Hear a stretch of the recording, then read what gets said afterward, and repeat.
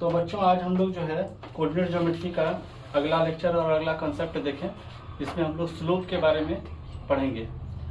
Slope पर different सवाल देखेंगे और स्लोप का कुछ कंसेप्ट देखेंगे। तो देखिए concept of slope.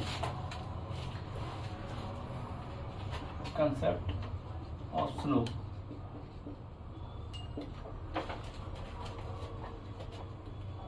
The trigonometric angle made by straight line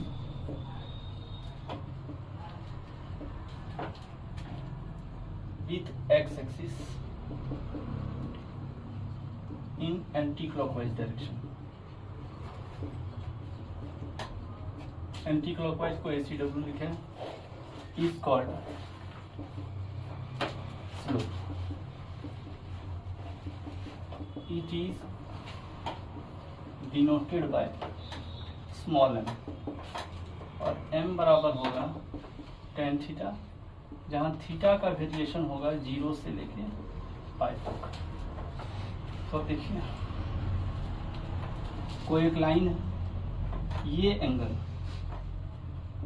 angle को हमेशा एंटी क्लॉकवाइज लेना है।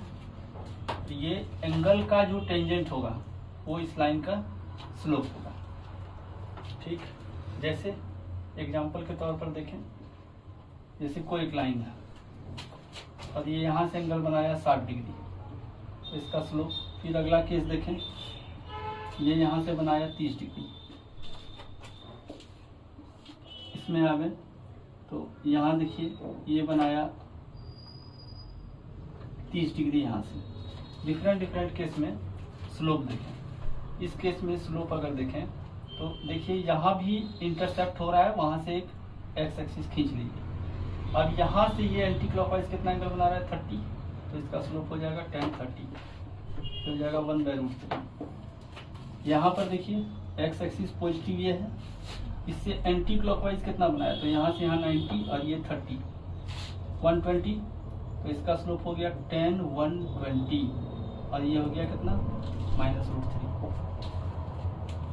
इस लाइन का अगर देखें, यहाँ से एक्स एक्सिस बनाइए और देखिए ये 30 है, यहाँ से यहाँ कितना हुआ, यहाँ से यहाँ हुआ 270 और प्लस 30 यानी tan 300 का वैल्यू जो होगा वही m का वैल्यू होगा। tan 300 का वैल्यू क्या होगा, tan 360 - 60, अब tan 360 - 60 हो गया यानी -tan 60 यानी -√3। बस इतना ही करना है, तो इसको आप लोग नोट कीजिए। तो अब देखिए इसमें m बराबर tan थीटा है, इफ 0 से बड़ा है थीटा और 90 से छोटा है, उस कंडीशन में m 0 से बड़ा होगा, यानी एक्यूट एंगल के केस में स्लोप 0 से बड़ा होगा। इफ 90 से बड़ा है थीटा और 180 से छोटा है, इस केस में m <0 होगा, क्योंकि लाइन सेकंड क्वाड्रेंट में आ जाएगा। और if theta equal to 90 degree, इस केस में m tan 90 होगा, जो इन्फिनिटी के बराबर होगा। ठीक, यानी निगेटिव स्लोप सेकंड क्वाड्रेंट में होगा और पॉजिटिव स्लोप फर्स्ट क्वाड्रेंट में होगा। अब देखिए इस पर, if line is equally inclined, ये शब्द का मतलब क्या हुआ, इक्वली इंक्लाइंड का मतलब हुआ सबसे पहले जो एंगल का वेरिएशन होगा वो 0 से पाई तक होगा। अगर इक्वली इंक्लाइंड है तो ये लाइन ऐसा होगा और फर्स्ट क्वाड्रेंट में दोनों एक्सिस से, एक्स से भी और वाई से भी बराबर एंगल होगा, और वो एंगल होगा 45। तो इस केस में m का मान हो गया 1। और जो सेकंड क्वाड्रेंट में जाएगा उस केस में भी ये यहाँ से 45 और 45 बनाएगा, और इस केस में यहाँ से चूंकि एक्स एक्सिस से एंटी क्लॉकवाइज डायरेक्शन में हम लोग एंगल मेजर करते हैं, तो इस केस में m बराबर हो जाएगा tan 90 + 45, 90 + 45 जो हो जाएगा tan 135, जो होगा वैल्यू -1। यानी in case of equally inclined के केस में हम लोग लगाएंगे m का वैल्यू +-1। ये स्टेटमेंट जहाँ भी रहेगा उस जगह पर m का वैल्यू रखेंगे +-1। अब अगला केस देखें यहाँ, if line is parallel to x axis, अगर लाइन एक्स एक्सिस के पैरेलल है, अब देखिए एक्स एक्सिस के पैरेलल है तो इससे कोई एंगल ही नहीं बना रहा है, इससे कोई भी एंगल नहीं बना रहा है, यानी थीटा 0 है। इस केस में m का वैल्यू 0 होगा। If line is perpendicular to x axis, इस केस के बारे में अगर देखें तो ये एक्स एक्सिस है और कोई लाइन इसके परपेंडिकुलर है, तो थीटा 90 हो गया। तो थीटा 90 हुआ तो m का वैल्यू हो गया tan 90, और tan 90 का मतलब इन्फिनिटी। ठीक, slope in terms of coordinates. तो अब देखिए एक्स वाई एक्सिस लिया और इस पर एक पॉइंट है 0 0, यहाँ पर दो पॉइंट है P x1 y1 और एक है पॉइंट Q x2 y2। इस दोनों को मिलाने वाला लाइन एक्स एक्सिस से कितना एंगल बना रहा है, मान लीजिए एंगल थीटा है, तो यहाँ से एक परपेंडिकुलर डालें, यहाँ से एक परपेंडिकुलर डालें और यहाँ से एक परपेंडिकुलर डालें। मान लीजिए पॉइंट है M, ये है N और ये है R, तो करस्पॉन्डिंग एंगल से ये अगर थीटा है तो ये भी थीटा होगा। ये लेंथ यहाँ से यहाँ है x1, यहाँ से यहाँ का लेंथ है x2, ये लेंथ है यहाँ से यहाँ y1 और यहाँ से यहाँ तक का लेंथ है y2। तो ये लेंथ हो जाएगा आपका x2 माइनस x1 और ये लेंथ हो जाएगा आपका y2 माइनस y1। तो अब स्लोप m बराबर tan थीटा ट्रायंगल QPM में, इन ट्रायंगल QPM में tan थीटा, और tan थीटा होगा QM by MP, QM by MP, और QM है कितना y2 minus y1 by x2 minus x1। इसको आप y1 minus y2 bye x1 minus x2 भी कर सकते हैं। ये मेनली है क्या, y कोऑर्डिनेट का डिफरेंस बाय x कोऑर्डिनेट का डिफरेंस। जो आप यहाँ पर 1 2 का ऑर्डर रखे हैं, ये जो ऑर्डर है नीचे भी वही रखना चाहिए। तो delta y by delta x, आप इस तरह भी इसको दिमाग में रख सकते हैं। अब अगला देखें, इस पर अगला कंसेप्ट स्लोप बिटवीन, स्लोप नहीं angle between to straight line, दो स्ट्रेट लाइन के बीच एंगल।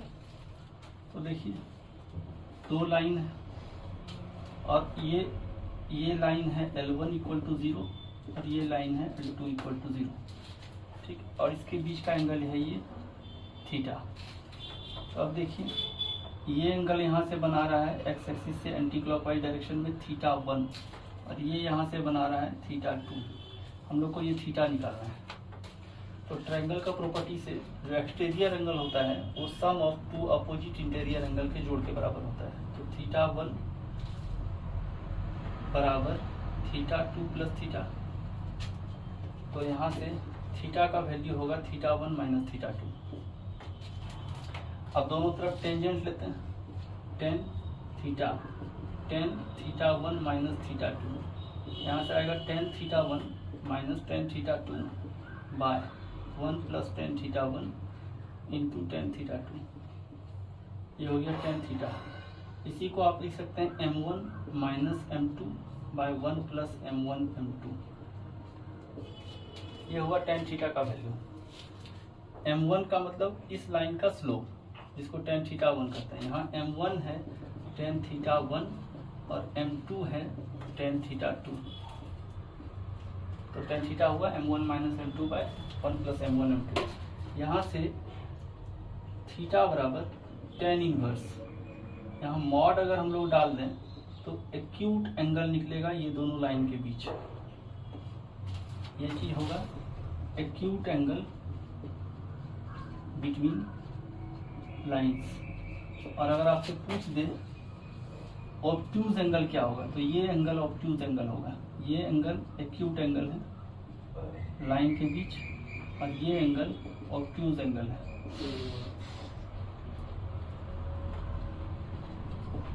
तो ऑब्ट्यूज एंगल जो होगा वो होगा पाई माइनस थीटा, यानी pi minus tan inverse mod of m1 minus m2 by 1 plus m1 m2।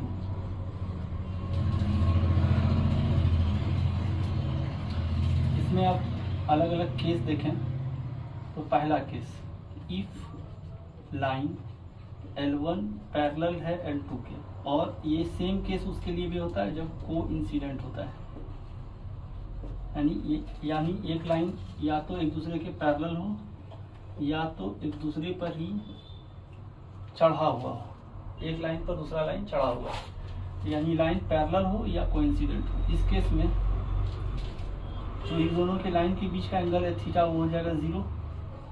अब इस रिजल्ट में आप बैठा दीजिए वैल्यू, ये रिजल्ट को इक्वेशन 1 हम लोग दे देते हैं। तो tan 0 का वैल्यू हो जाएगा m1 minus m2 by 1 plus m1 m2, यानी इस केस में ये tan 0 हो जाएगा 0 बराबर m1 minus m2 by 1 plus m1 m2, और इसको इधर आप मल्टीप्लाई करेंगे तो m1 माइनस m2 का वैल्यू आएगा 0, इसके हिसाब से m1 बराबर हो जाएगा m2 के। मतलब अगर दो लाइन पैरेलल है तो दोनों लाइन का स्लोप बराबर होगा।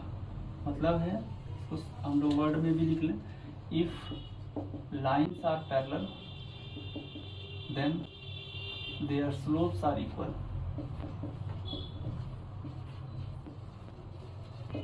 ठीक, सेम कहानी दूसरा देखते हैं कि if L1 perpendicular to L2 है, इस केस में थीटा 90 होगा, और इस हिसाब से tan 90 यानी tan थीटा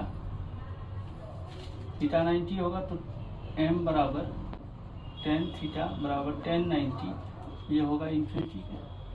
अब इस इक्वेशन 1 से देखिए, इक्वेशन 1 से infinity equal to m1 minus m2 by 1 plus m1 m2, और यहाँ से अगर आप देखें तो 1 प्लस m1 m2 का value m1 minus m2 by infinity यानी 0 होगा, तो यानी हो गया m1 m2 का value -1।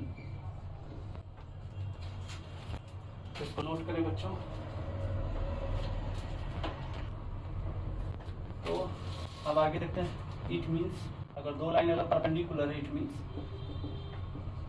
If two lines are perpendicular then product of their slopes equal to -1। इस रिजल्ट को दिमाग में रखें। तो बच्चों अगला देखते हैं इसका पार्ट, वो है collinearity.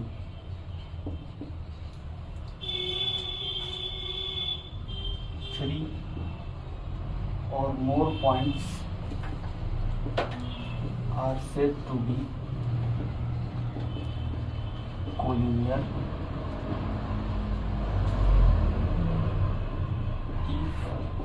they lie on a same straight line।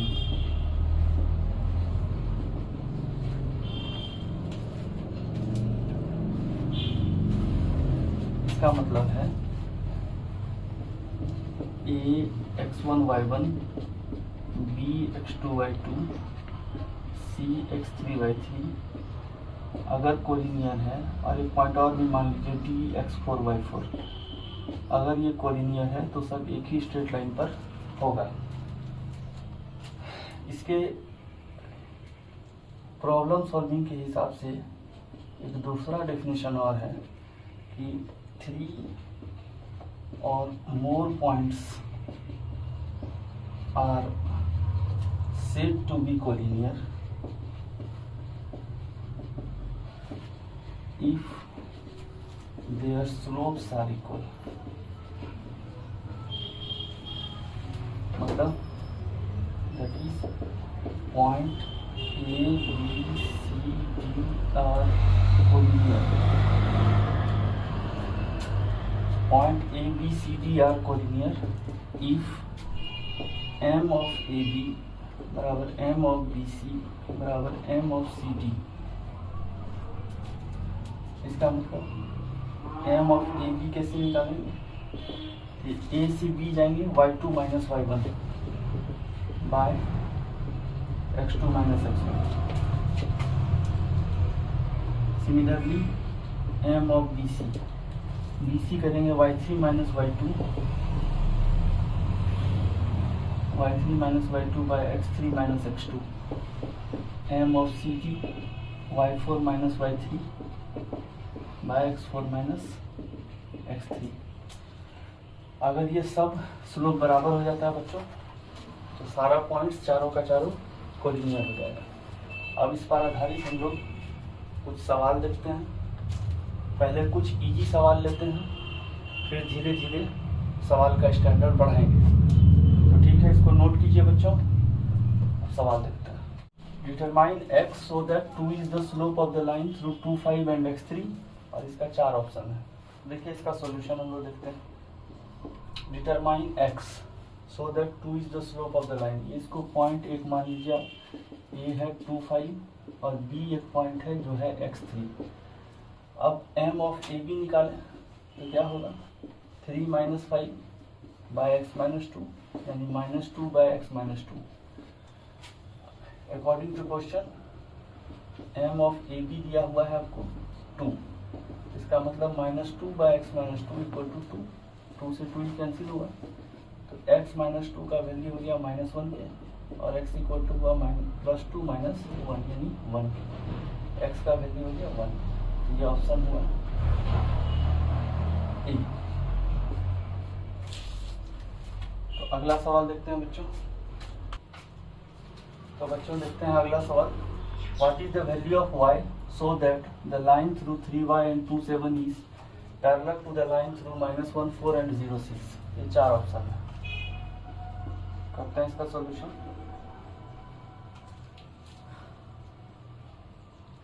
तो ये लाइन है ए पी, इसका मान लेते हैं कोऑर्डिनेट, और ये 3y और 2, 7 और ये एक दूसरे लाइन के पैरेलल है। इसका कोऑर्डिनेट मान लेते हैं सी और डी और इसका कोऑर्डिनेट है -1, 4 और इसका कोऑर्डिनेट है 0, 6।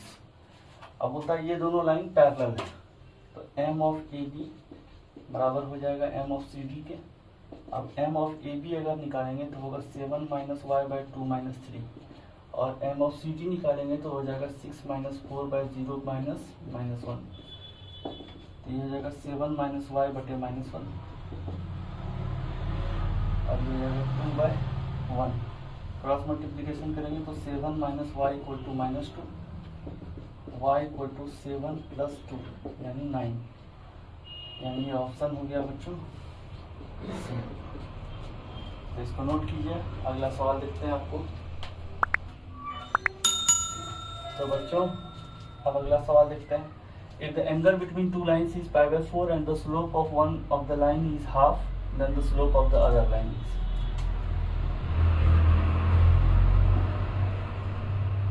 इसका सॉल्यूशन देखते हैं। If the angle between two lines is π/4, ठीक, ये एंगल है π/4 और एक लाइन इसका स्लोप है m1 मान लीजिए हाफ और दूसरे का स्लोप मालूम नहीं है तो उसको मान लेते हैं m, ठीक। थीटा आपको दिया है π/4, यही है थीटा। तो फार्मूला लगाते हैं tan theta mod of m1 minus m2 1 plus m1 m2। तो ठीक है, tan π/4 equal to m1 minus m2 half minus m by 1 plus half into m। इसको सॉल्व करते हैं तो हो गया 1 minus 2m bye 2 plus m और ये हो गया 1। तो इसका मतलब 1 minus 2m by m plus 2 plus -1, 1 minus 2m by m plus 2 बराबर 1 और 1 minus 2m by m plus 2 minus m। इसको क्रॉस मल्टीप्लिकेशन करते हैं। 1 माइनस 2m बराबर m प्लस 2 और इसको इधर और इसको उधर ले जाइए तो 3m बराबर -1, m का मान हो गया -1/3। अब सेकेंड इक्वेशन इसको सॉल्व करते हैं। 1 minus 2m equal to minus m plus 2 1 minus 2m equal to minus m minus 2, इसको उधर ले जाते हैं और इसको इधर ले आते हैं, 2m माइनस m यानी m का मान हो गया 3। तो m का 2 वैल्यू हुआ, 1 प्लस 2 2m माइनस m 3 और माइनस 1/3, यानी इसका ऑप्शन हुआ ए। तो इसको नोट कीजिए बच्चों। तो बच्चों अगला सवाल है, if the points a0 0 b and x y are collinear then which of the relation is true. ये 4 ऑप्शन है आपके पास, तो इसका सॉल्यूशन करते हैं। ये 3 पॉइंट को हम लोग मान लेते हैं, a है a0, b है 0b और c है xy। अब ये चूंकि कोलिनियर है तो m ऑफ ए बी को आप लिख सकते हैं m ऑफ बी सी। ठीक, m ऑफ ए बी निकालिए, b minus 0 by 0 minus A. m of B C निकालेंगे तो y minus B by x minus 0। ये हो गया b by minus A, y minus B by x. Cross multiplication करेंगे,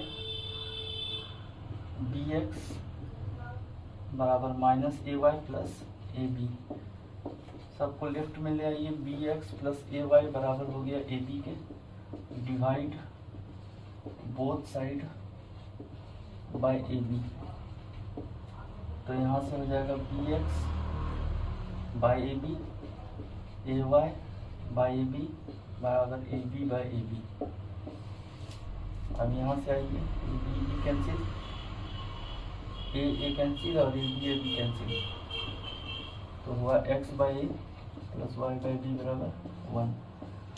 तो x by A plus y by B बराबर 1, यानी option B correct option है। अगला सवाल देखते हैं। A ray of light passing through the point 1 2 reflects on the x axis at point A and the reflected ray passes through the point 5 3, the coordinate of A is। कहने का मतलब है ये एक x एक्सिस है और एक रे of light passing through the point 1 2 reflect on the x axis at point A। यहाँ से कोई लाइन पॉइंट मान लीजिए 1 2, इसको P मान लीजिए, और ये A पर आता है तो यहाँ का कोऑर्डिनेट x0 होगा, and the reflected ray passes through 5 3। तो इसको मान लीजिए C या B, और ये 5 3 है, कोऑर्डिनेट A का मांग रहा है। तो रिफ्लेक्शन के प्रॉपर्टी से हम लोग जानते हैं कि नॉर्मल से ये बराबर बराबर एंगल बनाता है, चाहे ये वाला एंगल हो चाहे ये वाला एंगल हो। तो हम लोग इस एंगल को लेते हैं क्योंकि हम लोग को स्लोप बनाना है, तो आराम ये रहेगा, यहाँ से बनाइए। अगर ये थीटा है तो ये भी थीटा होगा। तो इस लाइन का स्लोप अगर देखिएगा, ए बी का स्लोप ऑफ ए बी, तो ये होने वाला है 3 माइनस 0 बाय 5 माइनस एक्स, यानी 3 by 5 minus x.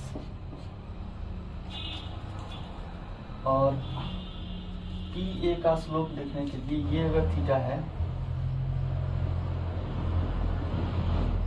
Pi minus theta, तो एम ऑफ पी ए ये क्या होगा 10 पाई माइनस थीटा, और ये हो जाएगा 2 minus 0 by 1 minus x, 2 by 1 minus x. तो माइनस 10 थीटा का वैल्यू 2 बाय 1 माइनस एक्स है, तो 10 थीटा का वैल्यू इस माइनस को इधर ले आके मल्टीप्लाई कीजिएगा तो 2 बाय एक्स माइनस 1 हो जाएगा। अब ये जो वैल्यू था ये भी 10 थीटा का ही वैल्यू था, 10 थीटा का वैल्यू था इतना। अब ये दोनों को इक्वेट कर दीजिए, तो इक्वेट करिएगा तो 3 by 5 minus x equal to 2 by x minus 1। यहाँ से देखिए 3x minus 3 equal to 10 minus 2x, सबको एक तरफ लाइए।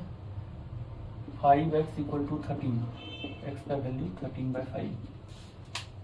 तो a का कोऑर्डिनेट हो गया 13 बाय 5 और 0, यानी ऑप्शन हो गया डी।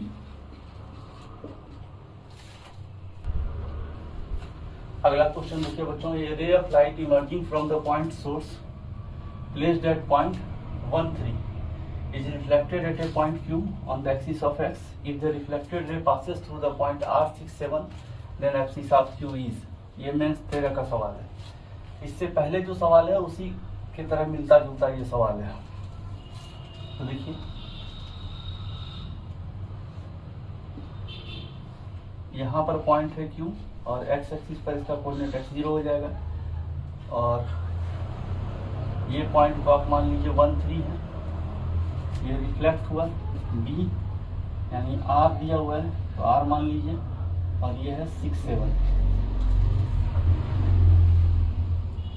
यहाँ इसका नॉर्मल मान लीजिए, ये अगर थीटा है तो ये भी थीटा होगा तो ये एंगल हो जाएगा फाइ माइनस थीटा। सेम उसी तरह का सवाल है। तो देखिए स्लोप ऑफ क्यू आर ये होगा 7 माइनस 0 बाई 6 माइनस एक्स यानी 7 बाई 6 माइनस एक्स, जिसको आप टेन थीटा बोल सकते हैं। मतलब tan theta equal to 7 by 6 minus x. Again M of A Q इसको लिख सकते हैं टेन पाई माइनस थीटा, जिसको आप 3 माइनस 0 बाई 1 माइनस एक्स कह सकते हैं। ये होगा 3 बाई 1 माइनस एक्स। ये होगा माइनस टेन थीटा बराबर 3 बाई 1 माइनस एक्स। तो टेन थीटा का वैल्यू हो जाएगा 3 बाई एक्स माइनस 1। अब ये दोनों टेन थीटा का वैल्यू को बराबर कर दीजिए तो यहाँ से हो जाएगा 7 by 6 minus x 3 by x minus 1। इसको क्रॉस मल्टीप्लीकेशन कीजिए 7x माइनस 7 18 माइनस 3x, ये हो जाएगा 10x इक्वल टू 25 और यहाँ से x का वैल्यू 25 बाई 10 और 25 बाई 10 हो गया तो 5 बार में 5 बाई 2, तो ये उसका ऑप्शन हो गया बच्चों डी।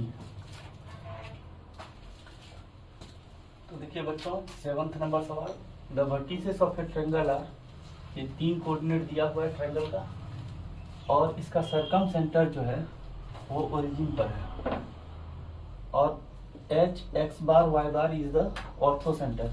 तो 4 ऑप्शन दिया हुआ है। तो हम लोग एक सर्कल देखते हैं और इस सर्कल का ये है सरकम सेंटर यानी O, ये इसका सरकम सेंटर है। तो यहाँ से सबका रेडियस बराबर होगा सबका दूरी, इसको r बोल देते हैं। ये है x1 tan थीटा 1, ये है b x2 tan थीटा 2 और ये है c x3 tan थीटा 3। ये 3 कोऑर्डिनेट है और ये है 0 0 सरकम सेंटर। ओके, तो अब देखा जाए यहाँ से कि OA बराबर OB OC ये R है तो OA स्क्वायर होगा R स्क्वायर के और OA का स्क्वायर होगा x1 माइनस 0 का स्क्वायर, डिस्टेंस फॉर्मूला लगाइए x1 tan थीटा 1 माइनस 0 का square equal to R square.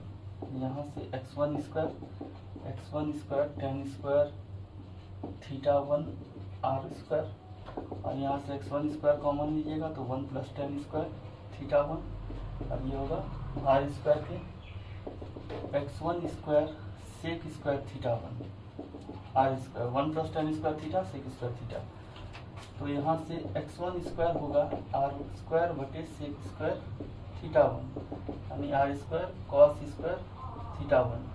तो x1 का वैल्यू हुआ R कॉस थीटा 1। अब x1 का वैल्यू r cos थीटा 1 है तो सिमिलरली अगर आप देखें सारा कोऑर्डिनेट का पोजीशन सेम ही है। इसका x1 tan थीटा है, x2 tan थीटा 2 है, x3 tan थीटा 3 है। तो सिमिलरली x2 हो जाएगा r cos थीटा 2 और x3 हो जाएगा r cos थीटा 3। तो A का जो कोऑर्डिनेट है A का कोऑर्डिनेट हो जाएगा x1 के बदले लिखिए r cos थीटा 1 और r cos theta 1 tan theta 1 जो इक्विवेलेंट टू हो जाएगा, यही लिखते हैं, इक्विवेलेंट टू हो जाएगा r cos थीटा 1 और ये साइन बाय कॉस तो बचेगा r sine theta 1। Similarly b का कोऑर्डिनेट हो जाएगा r cos थीटा 2 और r साइन थीटा 2। c का कोऑर्डिनेट हो जाएगा r cos थीटा 3 और r साइन थीटा 3। अब आगे देखिए इसमें क्या बोल रहा है। If the circumcenter of triangle ABC coincide with the origin and इतना is the orthocenter। हम लोग देखे थे बेसिक कंसेप्ट में कि अगर ये H है, ये O है, ये G है, ऑर्थोसेंटर, सेंट्रोइड और सर्कमसेंटर। O लेवल माने कम माने 1, हायर लेवल माने 2, तो ये तीनों कोलिनियर होता है। अब इसका कोऑर्डिनेट दिया है आपको 0 0, इसका कोऑर्डिनेट G का दिया नहीं है, तो G का कोऑर्डिनेट आप एक्स वाई मान लीजिए और H का कोऑर्डिनेट आपको x बार y बार दिया है। क्योंकि ये कोलिनियर है तो इसको लिख सकते हैं m of OH, m of OG।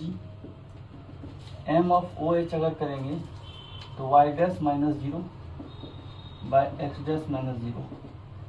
m of OG करेंगे y minus 0 by x minus 0, तो y dash by x dash y by x। अब ये इस ट्रायंगल का सेंट्रॉइड का कोऑर्डिनेट कैसे निकालें, तो y इक्वल टू होगा y1 plus y2 plus y3 upon 3 by x1 plus x2 plus x3 upon 3। ये सेंट्रॉइड का कोऑर्डिनेट होगा।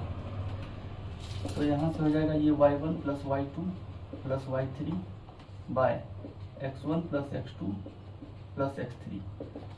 अब देखिए y1 का कोऑर्डिनेट दिया हुआ है आपको, ये हो जाएगा y बार बाय x बार।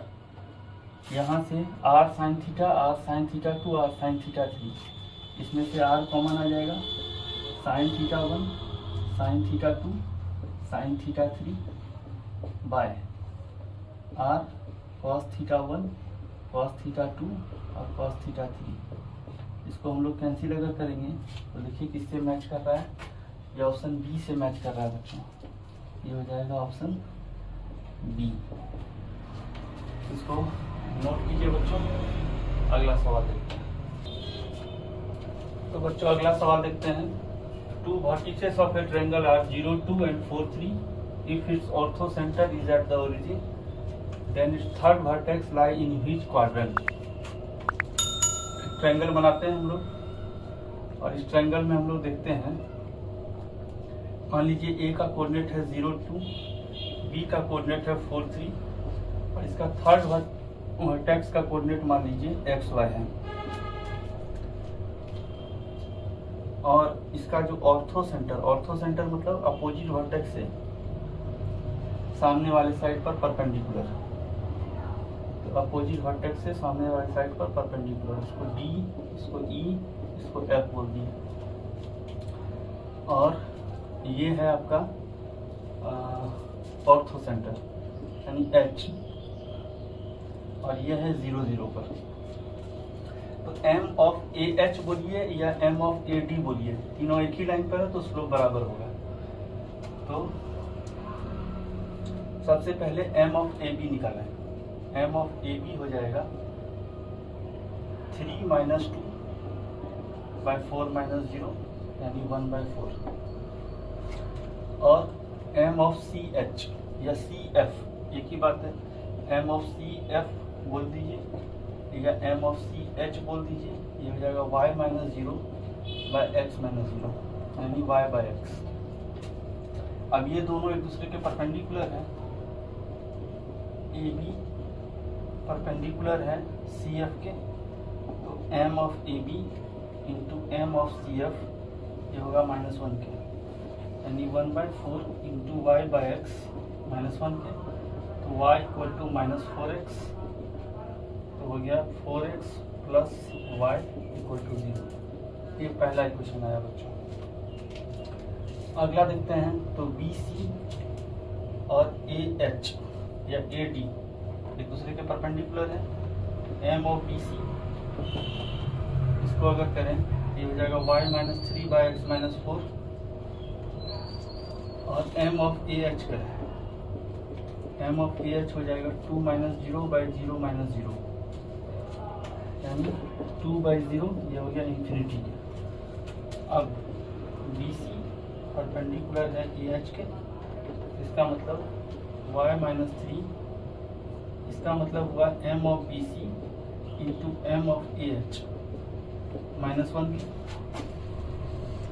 इसका मतलब है y minus 3 by x minus 4 into infinity minus 1, तो y minus 3 equal to minus of x minus 4 by infinity, ये हो गया 0 पे, तो y का वैल्यू हो गया +3, y का वैल्यू +3 हुआ, x का वैल्यू देखिए y इसमें बैठा दीजिए, इसको इक्वेशन 1 मान लीजिए, तो 1 से x का वैल्यू -1/4y यानी -3/4, यानी x में निगेटिव, यानी ये जो c कोऑर्डिनेट आया ये हो गया -3/4 और 3, x में निगेटिव और y में पॉजिटिव, यानी सेकंड क्वाड्रेंट का जो ऑप्शन हुआ बच्चों ये हो गया सी।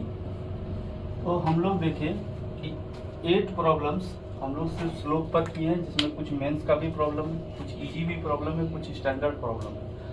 अगला टॉपिक हम लोग का स्ट्रेट लाइन का होगा, और स्ट्रेट लाइन पर पहले कंसेप्ट देखेंगे वेरियस फॉर्म्स को, और उस पर आधारित पहले जो पहला लेक्चर होगा उसमें कुछ सवाल होगा। उसके बाद फॉर्म्स ऑफ स्ट्रेट लाइन पर जो पी बाय क्यू है वो डिस्कस करेंगे, और इस तरह नया नया वीडियो आपको आते जाएगा। ठीक है बच्चों, इसको नोट कीजिए।